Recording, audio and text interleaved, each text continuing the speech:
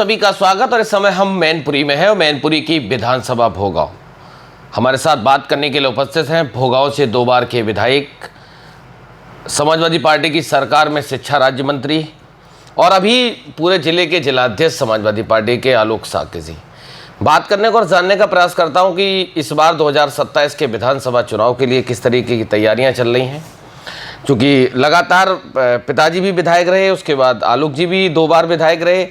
क्या कमियां रहीं? 3 बार विधायक रहे, सॉरी माफ़ी चाहता हूं कि लगातार 3 बार विधायक रहे, लेकिन एक लहर, एक आंधी ऐसी आई कि एक बार चंद वोटों से रह गए, फिर दूसरी बार तो और मार्जिन कम रहा। तो इस बार के लिए क्या तैयारियां हैं और 2027 के लिए समाजवादी पार्टी की क्या तैयारियां हैं? आलोक जी, सबसे पहले तो आपका बहुत बहुत स्वागत है। धन्यवाद आपको भी भाई, बहुत बहुत धन्यवाद जी। सर, सबसे पहला सवाल, 2027 के लिए समाजवादी पार्टी की किस तरीके की तैयारियां चल रही हैं? 2027 में हमारे समाजवादी पार्टी के महानायक, पीडीए के जन नायक आदरणीय अखिलेश यादव जी के नेतृत्व में हम सब लोग काम कर रहे हैं। और वहीं हमारा पूरा परिवार, हमारे पिताजी थे या हम हैं या हमारे और भी पारिवारिक जन हों, एक लंबा इतिहास समाजवादी पार्टी से रहा है। जी। मैं थोड़ा पीछे जाना चाहता हूँ। 1980 में शिवराज सिंह यादव पूर्व विधायक जी, वो लोक दल के जिलाध्यक्ष थे और हमारे पिताजी ने समाजवादी पार्टी मैनपुरी में संगठन के रूप में बहुत काम किया है। जी। आदरणीय शिवराज सिंह यादव जी जब थे तब हमारे पिताजी इस जनपद के मंत्री थे। चलता रहा, सिलसिला चलता रहा। उसके बाद आदरणीय बाबूराम यादव जी आए, जो करैल से कई बार विधायक रहे और राजस्व मंत्री और सिंचाई मंत्री भी रहे। वो भी इस जनपद के जिलाध्यक्ष रहे।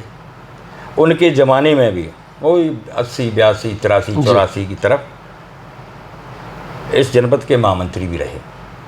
उसके बाद परम आदरणीय श्री बाबूराम चांदा जी, जो किसनी के रहने वाले थे, वो भी जिलाध्यक्ष रहे। उनके समय में भी हमारे फादर ने, पिताजी ने जी महामंत्री के रूप में काम किया। तो कहने का मतलब एक लंबा इतिहास है समाजवादी पार्टी से। और हमारे फादर 85 में श्रद्धेय नेताजी की जब दलित मजदूर किसान पार्टी उन्होंने बनाई थी, उससे पहला चुनाव लड़े थे भोगांव से जी। तो 85 में तो शुरुआत की थी, नेताजी ने उन पर विश्वास किया था, श्रद्धेय नेताजी ने, और भोगांव को क्षेत्र बनाया था, बहुत मेहनत की थी। उनके साथी भी आज तमाम लोग, कुछ इस दुनिया में नहीं हैं और कुछ जिंदा भी हैं, जीवित भी हैं, आज भी वो पार्टी का काम कर रहे हैं। तो कहने का मतलब लगातार समाजवादी पार्टी। उसके बाद 85 के बाद 89 का चुनाव हुआ जनता दल से। श्रद्धेय नेताजी ने, हमारे पिताजी स्वर्गीय राम अवतार शाक्य जी को टिकट दिया, चंद वोटों से चुनाव हार गए। उसके बाद लगातार चुनाव लड़ते रहे। फिर 91 में हमारे फादर स्वर्गीय राम अवतार शाक्य विधानसभा भोगांव से निर्वाचित एमएलए बने। विधानसभा भोगांव की जनता का हमेशा अपार सहयोग और समर्थन रहा और निरंतर हमारे पिताजी इस पार्टी में काम करते रहे, संगठन के रूप में भी, महामंत्री के रूप में भी। और जो जो जिम्मेदारी श्रद्धेय नेताजी ने उस ज़माने में दी थी, जो भी जिम्मेदारी दी, उसका अक्षर से समाजवादी पार्टी में हमारे पिताजी ने काम किया और पूरा उनका सहयोग किया पार्टी का। 1985 और आज 2026 यानी 41 साल। पिताजी ने 20 साल दिए, 15 साल, उसके बाद फिर आपका दौर शुरू हुआ। समाजवाद की विचारधारा से कभी आपका मोह भंग हुआ? ना, कभी नहीं। समाजवादी पार्टी हमारे जहन में है, हमारे परिवार के जहन में रही है और कभी भी ऐसा नहीं लगा कि कहीं कोई कठिनाई आई है। हमारे फादर एज ए एमएलए जब लास्ट में 96 में जीते और 2002 जब जनरल चुनाव होना था, उसके 3-4 महीने पहले बीमारी के कारण वो एक्सपायर हो गए। उसके बाद श्रद्धेय नेताजी ने मुझे हमको टिकट दी जी। और निरंतर 2002 से लेके 2017 तक लगातार 3 बार श्रद्धेय नेताजी ने और समाजवादी पार्टी के आदरणीय राष्ट्रीय अध्यक्ष श्री अखिलेश यादव जी ने हम पर विश्वास किया। और पिछला 2022 का चुनाव तो इस भारतीय जनता पार्टी और उनकी प्रशासनिक मशीनरी के कारण चुनाव हरा दिया गया। 2017 में जब हम चुनाव लड़े थे हमको 71,000 वोट मिला था जी। और वहीं 2022 में जब चुनाव हुआ तो उस महान जनता भोगाओं की हम साधुवाद देते हैं, उनका वंदन करते हैं, अभिनंदन करते हैं विधानसभा भोगाओं के सभी समाजवादियों का कि 17 से 22 के बीच में करीब 22,000 वोट बढ़ाकर भोगांव विधानसभा ने वोट डालने का काम किया।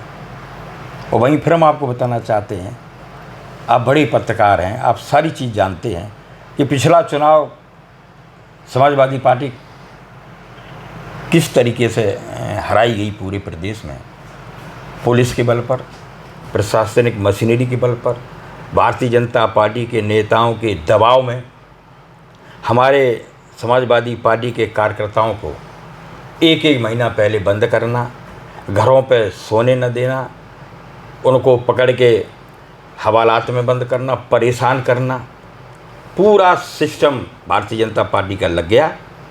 और समाजवादी पार्टी के जितने भी कार्यकर्ता हमारे थे, जो मजबूत कार्यकर्ता थे, जो लोग क्षेत्रों में जा के प्रचार करते थे, ऐसे तमाम हज़ारों की संख्या में पुलिस ने और भारतीय जनता पार्टी ने परेशान करने का काम किया, इसलिए चुनाव हारे।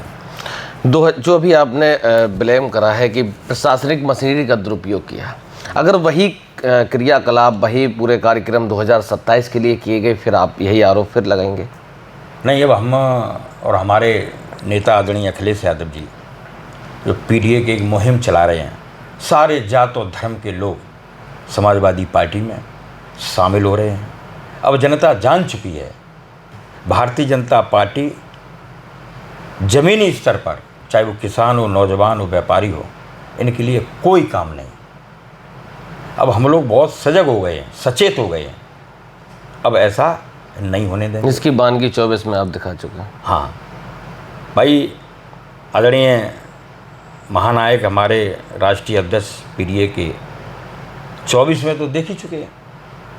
और उसी तरीके से 2027 में हम लोग पूरे प्रदेश में माननीय राष्ट्रीय अध्यक्ष जी के नेतृत्व में हम लोग काम करेंगे।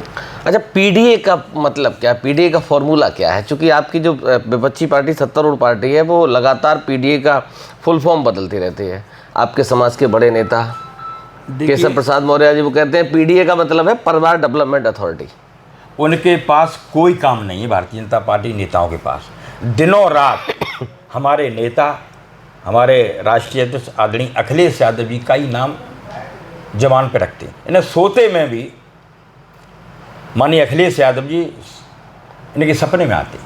मतलब मौर्य जी के, मौर्य जी हों चाहे मुख्यमंत्री जी हों, केवल एक ही काम उनका है, समाजवादी पार्टी की बुराई करना और निरंतर माननीय अखिलेश यादव जी का नाम लेकर उनको बदनाम करना।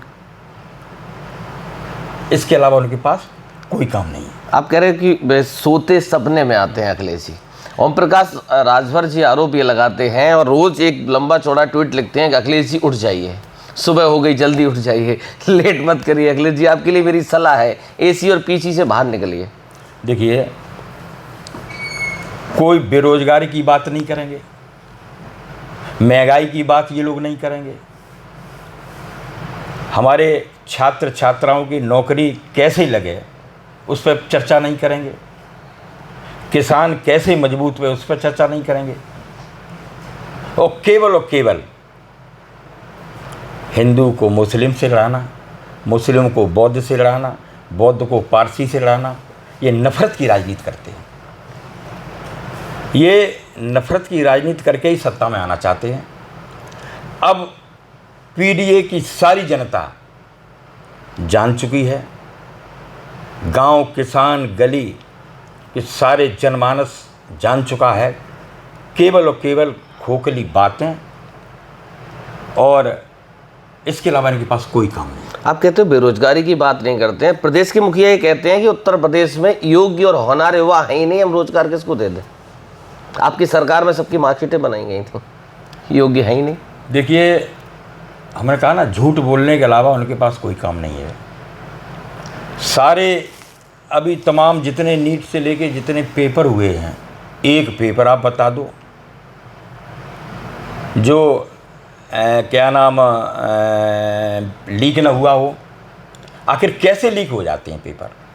भाई, समाजवादी पार्टी की सरकार थी, समाजवादी पार्टी की सरकार में लाखों लाख लोग, जब पुलिस की भर्ती हो, जब लेखपाल की भर्ती हो, हर विभाग की भर्तियां समाजवादी पार्टी ने आदरणीय अखिलेश यादव जी मुख्यमंत्री थे तब उन्होंने कराई थी।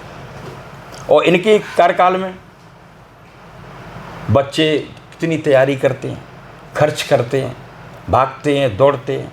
जब पेपर की बात आती है, कैसे कैसे ट्रेन और बसों से जाकर वो अपने जब परीक्षा होती है अपने गंतव्य स्थान पे पहुंचते हैं और पता चलता है कि पेपर लीक हो गया। टेट सीटेट का पेपर जब होता था तो बच्चियों के सेंटर गृह जनपद में रहते, इस बार वो भी आउट ऑफ जनपद में डाल दिए गए।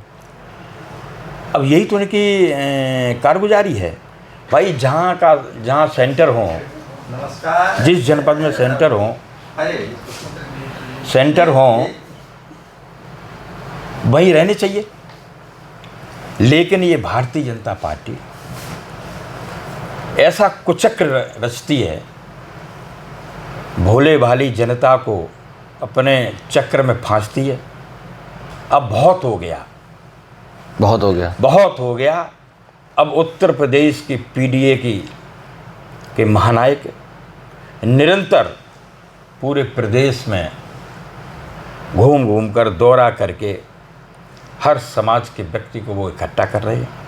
और सारे जितने भी इस उत्तर प्रदेश व देश में जातियां हैं, सारी जातियों का समर्थन मानिए अखिलेश यादव जी को समर्थन मिल रहा है। आने वाले 2027 में एक आंधी आएगी समाजवादी पार्टी की। आप कह रहे हो आंधी आएगी? वो दिन दूर नहीं है महोदय, वो दिन दूर नहीं है। अब आपको खुद दिखाई देगा। आप कहते हो आंधी आएगी, डिप्टी सीएम कहते हैं कि 2027 में अखिलेश जी को सैफई भेज देंगे। अब डिप्टी सीएम खुद क्या उनके बारे में हम कहें, वो डिप्टी सीएम हैं। उनको इंच मात्र भी उनके पास कोई ऐसी क्या नाम जिम्मेदारी नहीं है वो किसी समाज का या किसी व्यक्ति का काम कर सकें। देखा नहीं आपने मुख्यमंत्री जी के साथ आगे पीछे रहना, इसके अलावा उनका कोई काम नहीं। आप लोग स्टूल मंत्री कह के क्यों चढ़ाते हैं? स्टूल मंत्री स्टूल में बैठे देखा है उनको, पूरे देश और प्रदेश और दुनिया ने देखा है। दर्द हुआ था? ये हैसियत है उनकी। दर्द हुआ था आपको? अब वो दूसरी पार्टी के हमें क्या दर्द होगा? आपके समाज के तो हैं या फिर जमीन पे बैठे हैं? आपके समाज के तो हैं। नहीं, समाज अलग है और पार्टियां अलग हैं, विचारधाराएं अलग हैं।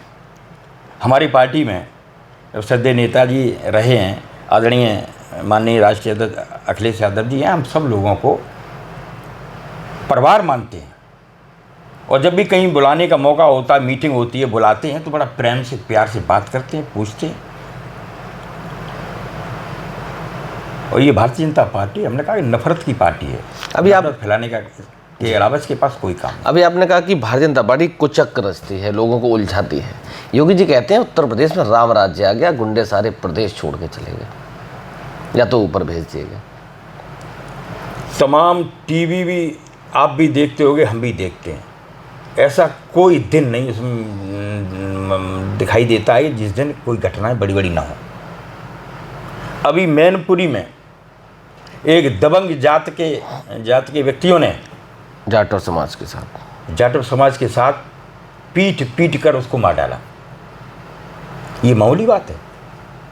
या ये मारने का, जान से मारने का अधिकार, अपने हाथ में कानून लेने का अधिकार किसने दे दिया? भाई कोई बात है तो पुलिस है, प्रशासन है और न्यायालय है, न्यायालय निर्णय करेगा। आप इनकाउंटर के नाम पर समाजवादी पार्टी के कार्यकर्ताओं को गोली मार रहे हो।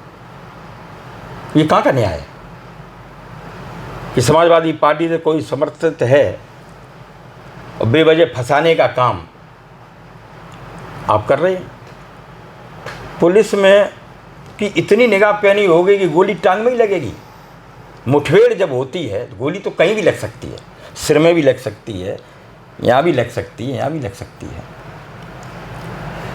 भारतीय जनता पार्टी का केवल एक ही काम है, समाजवादी पार्टी के जो मजबूत सिपाही हैं उनको कैसे डिमोलाइज किया जाए, उनको कैसे परेशान किया जाए, वो पार्टी का काम न कर पाएँ। बस केवल और केवल डिवाइड एंड रूल इनका काम है, अंग्रेज़ों जैसा फूट डालो और राज करो। लेकिन समाजवादी लोग सब समझ गए हैं। आम जनमानस में अब एक ही आवाज़ आ रही है कि 2027 में समाजवादी पार्टी की सरकार बनेगी और जिस तरीके से सर्व समाज के लिए जो काम किए गए थे श्रद्धेय नेताजी की सरकार में, आदरणीय राष्ट्रीय अध्यक्ष जी अखिलेश यादव जी की सरकार में, उसी तरीके से हम लोग सब लोग काम करेंगे। एक मुद्दा इस समय पूरे देश में छाया हुआ, हाहाकार मचा हुआ है। कुछ लोग उस मामले में जेल भी चले गए। राम मंदिर में चोरी हो गई और वहाँ के लोगों को नहीं पता चला, अखिलेश जी को कैसे पता चल गया? देखिए, प्रभु राम जी सबके आदर्श हैं, सब लोग मानते हैं। अब प्रभु श्री राम के मंदिर में ही जब चोरी हो गई, अब इससे बड़ा प्रमाण अब क्या है आपके पास? अयोध्या में हमारे पूर्व मंत्री पवन पांडे जी हैं, उन्होंने कई बार कहा है कि बात होती थी फलाना, उन्होंने कहा कि प्रमाण दिखाइए आप। हाँ, बोले 890 बार अखिलेश जी की टीन याद। तो वो प्रमाण तो दिखाएं। ये अपनी कमी छिपाने के लिए इधर उधर की बात करते हैं। हिंदुस्तान की जनता, आम जनमानस, जो हम सब लोग प्रभु श्री राम आस्था के केंद्र हैं, और वहाँ से पैसा आप चुरा ले जाएंगे। प्रदेश के मुख्यमंत्री जी कई बार दौरा किया, कई बार उनकी कैबिनेट के लोगों ने दौरा किया। ये तो जब चालू हुआ है मंदिर, जिस दिन से उद्घाटन हुआ उसके बाद से ही ये काम चालू चोरी का हो गया। मतलब मुख्यमंत्री जी जाते रहे और चोरी होती रही। तो आपका कहना क्या है?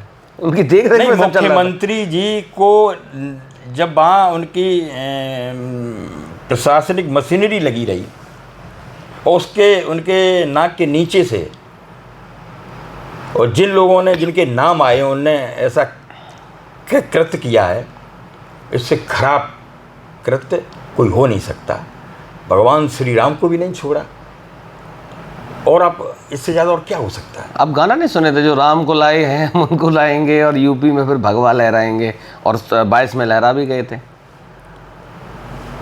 वो तो मैंने कहा बहुत, भारतीय जनता पार्टी ऐसी पार्टी है, वो झूठ को सच तुरंत कर देती है,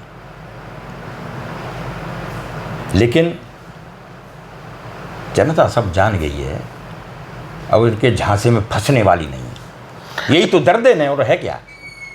ये निरंतर समाजवादी पार्टी का पीडीए परिवार निरंतर बढ़ रहा है। तमाम लोग, प्रदेश के विभिन्न बिरादरियों के लोग माननीय राष्ट्रीय अध्यक्ष जी से मिल रहे हैं, शामिल हो रहे हैं, और ठान लिया है उन सभी जातियों ने कि अब की बार भारतीय जनता पार्टी को इस प्रदेश से उखाड़ना है। आपका भी बहुत ज़्यादा लंबा अनुभव रहा राजनीति का। 17 का चुनाव और 22 का चुनाव हमने बहुत नज़दीक से देखा है।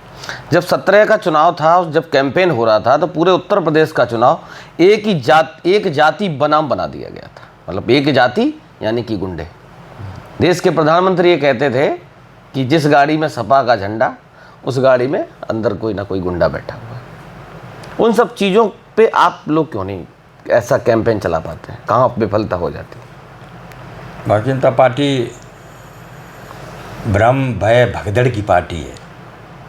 भ्रम फैलाना, भगदड़ फैलाना इस प्रदेश की जनता के लिए नौजवानों के लिए, किसानों के लिए कोई कानून नहीं। बहुत पुरानी बात कही थी माननीय प्रधानमंत्री जी ने कि 2 करोड़ नौकरियां देंगे, किसानों की आय दोगुनी करेंगे, 15 लाख रुपए किसानों की जेब में आएंगे। तो मैंने एक वीडियो सुना था एक बड़े नेता का, भारतीय जनता पार्टी का। आप जैसे ही पत्रकार जब उनसे सवाल पूछ रहे थे, उन्होंने कहा कि 15 लाख की आपने घोषणा की, तो उन्होंने बहुत आराम से, आसानी से ये कह दिया कि ये राजनीतिक जुमला था। तो अब बताइए ऐसे लोगों के लिए क्या किया जाए जो झूठ को सच और सच को झूठ बना देते हैं। तभी तो मैंने कहा भ्रम भय भगदड़ की ये पार्टी है। कोई इनका सैद्धांतिक कोई नियम नहीं है